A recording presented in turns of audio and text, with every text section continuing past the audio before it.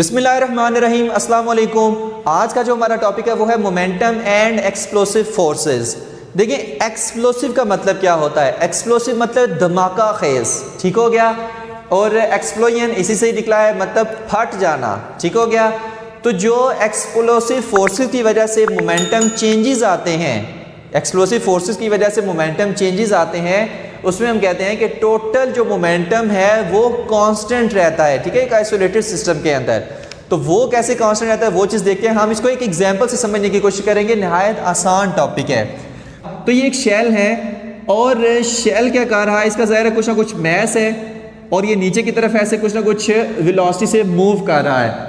जब मूव कर रहा है तो ये क्या करता है, शेल फट जाता है, ठीक है। याद रखिए, शेल इंटरनल फोर्सेस की वजह से फट जाता है, ठीक हो गया।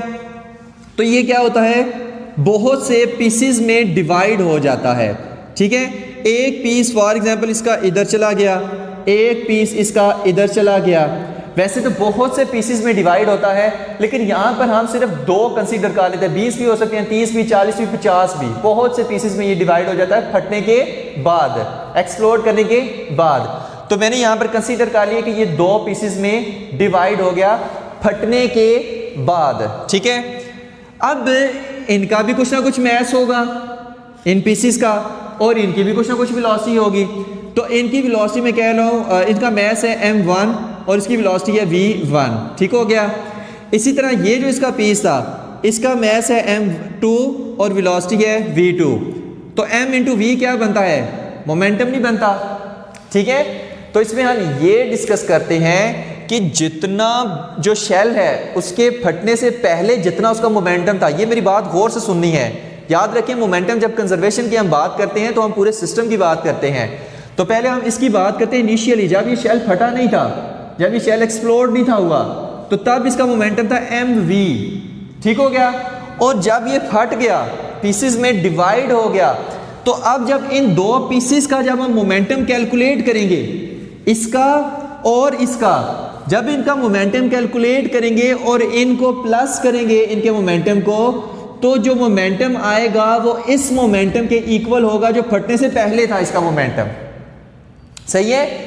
यानी कि हम कह सकते हैं कि मोमेंटम रिमेन्स कंजर्व। लेकिन पूरे सिस्टम की जब हम बात करते हैं, देखिए अगर हम इंडिविजुअली बात करें तो ये हमारे पास शेल है, तो जब ये दो पीसेस में डिवाइड हुआ तो इसका मोमेंटम और है, इसका मोमेंटम और है, इसका मोमेंटम और है। लेकिन जब हम पूरे सिस्टम की बात करते हैं, जब हम इन दोनों के मोमेंटम को मिला देते हैं, तो जो आंसर आएगा वो इस शेल के फटने से पहले जो इसका मोमेंटम था उसके बराबर आएगा, सही है। आसानी से ये शेल है, इसका मोमेंटम फॉर एग्जांपल 10 है और ये शेल फट गया, ठीक है, एक्सप्लोड कर गया, तो ये दो पीसेस में डिवाइड हो गया। अब इस पीस का भी मोमेंटम 5 है, इस पीस का मोमेंटम 5 है, और 5 + 5 10 हो गया। तो इन दोनों के मिलाने से सिस्टम का मोमेंटम 10 और एक्सप्लोड करने से पहले भी 10, तो मोमेंटम रिमेन्स कंजर्व। तो ये समझाने की कोशिश कर रहे हैं, ठीक है। अब इसको एक और तरीके से इसको हम सही से, ज़ाहिर है मोमेंटम एक वेक्टर क्वांटिटी है, तो हम इसको वेक्टर्स के ज़रिए से भी समझ लेते हैं। एक ये इधर गया, एक ये इधर गया, ये एक शेल इधर, ठीक है, दो हिस्सों में डिवाइड हो गया, ठीक है। तो ये कितना है m1 v1 और ये कितना है m2 v2, ठीक हो गया। अब हम देखते हैं कि हम इनको वेक्टर के जरिए से ऐड करके भी हम इनका रिजल्टेंट मालूम कर सकते हैं, क्योंकि मोमेंटम एक वेक्टर क्वांटिटी है। तो ये इनका क्या है, रिजल्टेंट है, मतलब जो इनिशियल मोमेंटम था mv, ठीक हो गया। तो अगर मैं क्या करूं कि इसको उठाकर इधर लगा दूं तो कोई मसला है नहीं है ना।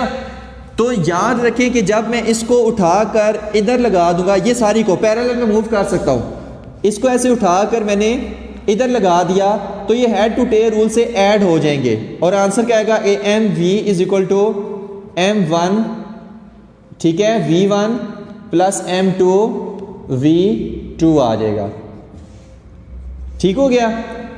तो यहां से हमें पता क्या चला कि जितना फटने के बाद का मोमेंटम, एक्सप्लोड करने के बाद का मोमेंटम और एक्सप्लोड करने के पहले का मोमेंटम दोनों क्या है, सेम है। यानी ये law of conservation of momentum को होल्ड कर रहे हैं, लेकिन आइसोलेटेड सिस्टम होना चाहिए, when no external force exert on it, ठीक हो गया। तो अब हम बात करते हैं इसकी दूसरी एग्जाम्पल की। ये तो एक एग्जाम्पल होगी ना, अब दूसरी एग्जाम्पल की बात करते हैं। याद रखें जब हम बात करते हैं कि आइसोलेटेड सिस्टम, तो इस सेंस में हम इसमें आइसोलेटेड सिस्टम इस सेंस में कह रहे हैं कि इसमें ग्रेविटेशनल फोर्सेस पे एक्ट नहीं कर रही। ये इतने छोटे छोटे पीसेस होते हैं कि जो थोड़ी बहुत इस पर ग्रेविटेशनल फोर्स एक्ट कर रही है हम उसको निग्लिजिबल करार दे देते हैं। ठीक हो गया। तो इस सेंस में हम कहते हैं कि आइसोलेटेड सिस्टम में बाहर से कोई एक्सटर्नल फोर्स इस पर एक्ट नहीं कर रही। ठीक हो गया।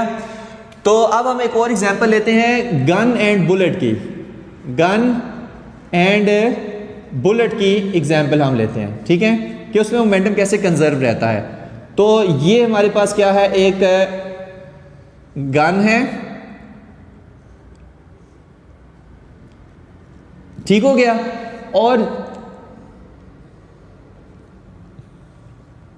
या हम बुलेट बनाने से पहले एक और चीज देख लें, और इसमें क्या है, ये अभी एक बुलेट पड़ी हुई है, ठीक है। तो इस टाइम पर, ठीक है, जब हमने इस गन से कोई फायर नहीं किया, जब हमने इससे गन से कोई फायर नहीं किया, तो मैस तो है लेकिन वेलोसिटी नहीं है। तो इस गन का और इस बुलेट का मोमेंटम क्या है, जीरो है, कोई फायर नहीं हुआ, कोई वेलोसिटी नहीं है, कोई कुछ नहीं है अभी। तो इसका इनिशियल मोमेंटम कितना है, zero. Initial momentum zero, initial momentum वो कितना आया, जीरो हुआ, मतलब अभी मैंने कोई फायर वगैरह नहीं किया। लेकिन अब मैंने क्या किया, फायर किया। तो जब फायर किया तो बुलेट यहां से बाहर निकली, ठीक है, ये बुलेट बाहर निकली। अब इस बुलेट का जो मैस है वो कितना है, m है, और जो वेलोसिटी है वो कितनी है, v है, ठीक है। मैस कितना है, m है, और वेलोसिटी v है। अब जब ये बुलेट फायर होती है, कभी आपने देखा होगा कि जब बुलेट फायर होती है तो बुलेट आगे जाती है, गन को पीछे की तरफ झटका लगता है, ऐसा है या नहीं है। तो वो मोमेंटम को कंजर्व रखने के लिए इस तरह से होता है। तो जो हमारे पास गन का मोमेंटम होगा उसमें क्या है, मैस इसका m है, और जो वेलोसिटी उसकी v डैश है। जिस वेलोसिटी के साथ ऐसे ये बैकवर्ड डायरेक्शन में मूव करेगा, ठीक है, मतलब बैकवर्ड डायरेक्शन में मूव करेगा, तो वो उसकी क्या है, v डैश वेलोसिटी, और गन का मैस कितना है, m है, ठीक है। तो law of conservation of momentum के मुताबिक जो इनिशियल मोमेंटम है पूरे सिस्टम का और फाइनल मोमेंटम है पूरे सिस्टम का, वो क्या होने चाहिए, सेम होने चाहिए। तो यहां पर हम लिख लेते हैं कि इनिशियल मोमेंटम को पी आई से शो कर रहे हैं, फाइनल मोमेंटम को पी एफ से शो कर रहे हैं। इनिशियल मोमेंटम कितना था, जीरो, और फाइनल मोमेंटम क्या है, पूरे सिस्टम का जब हम मोमेंटम देखते हैं तो फिर इन दोनों को प्लस करते हैं, तो M V dash is equal plus M V आ जाएगा, प्लस एम वी आ जाएगा। ये मोमेंटम बुलेट का, ये मोमेंटम गन का। अब ये इक्वेशंस क्या शो कर रही हैं, पहले इन पे ये वेक्टर्स भी आप डाल लें, ठीक है, क्योंकि वेलोसिटी एक वेक्टर क्वांटिटी है। तो ये इक्वेशन हमें क्या शो कर रही हैं कि फायर होने से पहले मोमेंटम कितना था, जीरो, और फायर होने के बाद जब हम इन दोनों के मोमेंटम को, गन के और बुलेट के मोमेंटम को ऐड अप करेंगे, फिर भी आंसर जीरो ही आएगा। ये इक्वेशन ये शो कर रही है, ठीक है, कि फायर होने से पहले भी मोमेंटम जीरो था, और फायर होने के बाद दोनों के मोमेंटम को हम ऐड अप करेंगे तो फिर भी मोमेंटम है जीरो ही आएगा। जाहिर है एक अपोजिट डायरेक्शन में है तो एक नेगेटिव हो जाएगा, तो इस वजह से जब दोनों को ऐड करेंगे तो मोमेंटम जीरो ही आएगा। ठीक हो गया। तो यहां से हम एक इक्वेशन भी डिराइव कर सकते हैं कि M V dash is equal to minus M V हो जाएगा, ठीक है, ये इधर आके माइनस हो जाएगा, तो एम वी, ठीक है। वी डैश जब यहाँ से हम निकालेंगे तो कितना आएगा, M minus M V over capital M आ जाएगा, ठीक है, ओवर कैपिटल एम आ जाएगा। अब ये इक्वेशन क्या शो कर रही है, इसमें नेगेटिव साइन ये शो कर रहा है कि बुलेट की वेलोसिटी आगे की तरफ होगी, बुलेट का मोमेंटम आगे की तरफ होगा, और जो गन की वेलोसिटी है वो पीछे की तरफ होगी, गन का मोमेंटम पीछे की तरफ होगा, ठीक है, यानी दोनों अपोजिट डायरेक्शन में होंगे, ठीक है। तो ये नेगेटिव साइन ये चीज़ शो कर रहा है।